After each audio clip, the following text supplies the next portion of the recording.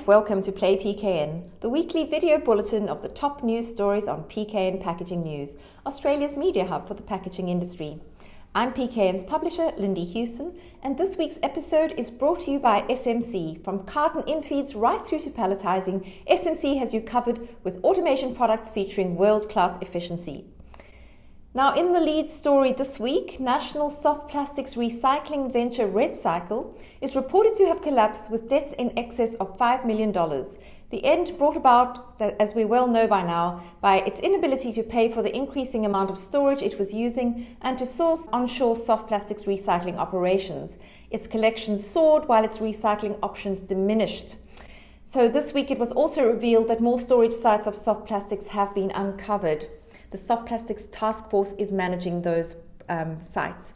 Moving on to news from a soft plastics recycling scheme that is showing tremendous promise, the National Plastics Recycling Scheme, the NPRS, which is run by the Australian Food and Grocery Council, the AFGC, and funded by federal government. This scheme, which is currently under trial in 3 states, has been adding expertise to its ranks with the latest appointment of circular economy leader Justin Frank, who is joining consulting lead Helen Millisser to help drive the initiative. CEO Tanya Barden said, as we transition from trial stages to pilot phase on the NPRS, Justin's 2 decades of experience in circular economy, sustainable logistics and waste management and recycling will complement the fabulous expertise of the team that has already made so much progress. That scheme is really showing promise in advanced recycling for soft plastics.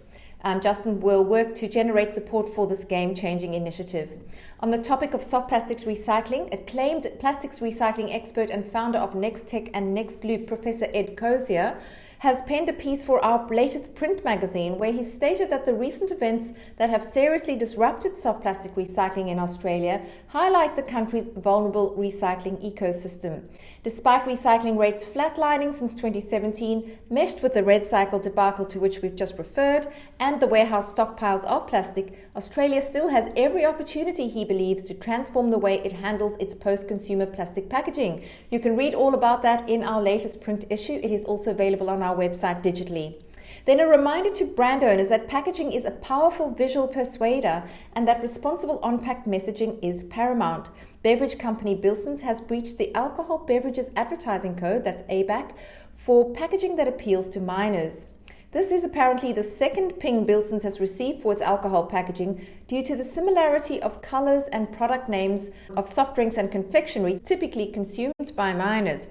ABAC looked at 9 can designs and found 3 flavours to have strong appeal to minors, including tropical punch, grape bubblegum and rainbow sherbet. Meanwhile, SaveBOARD, a manufacturer of sustainable building materials, will establish a new facility on the Gold Coast thanks to funding from the Queensland Recycling Modernisation Fund. This initiative, which is part of a larger effort by the federal and state governments, will help turn waste materials like used Tetra Pak beverage cartons, coffee cups and soft plastics into high-performance building boards for construction. This follows, of course, the opening of Australia's first beverage carton recycling facility in Sydney's southwest earlier this year, which we reported on, which was also an initiative with Tetra Pak and SaveBOARD. Also on the topic of sustainability, Dulux has won the Circular Economy Award in the first ever Chemistry Australia Industry Awards held on the 5th of April. It was chosen from a group of finalists which also included Pact Group Holdings and Qenos. The Circular Economy Award was presented to Dulux Paints and Coatings for its Dulux Project Earth Circular Plastic Recycling program.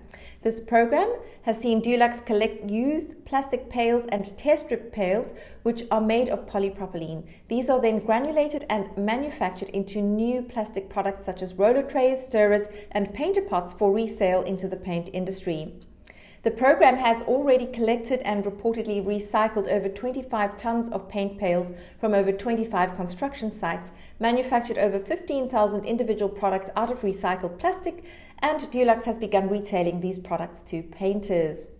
And finally, Kissel and Wolf is extending an invitation to all Australian Institute of Packaging members to visit its Tullamarine premises on the 10th of May. The company will be enlightening visitors on innovative packaging print technology that contributes to a circular economy and meets the demands of e-commerce packaging. Well, that's it from me for this week. For more on these and other stories, do head over to our website, packagingnews.com.au. Thanks, as ever, for watching.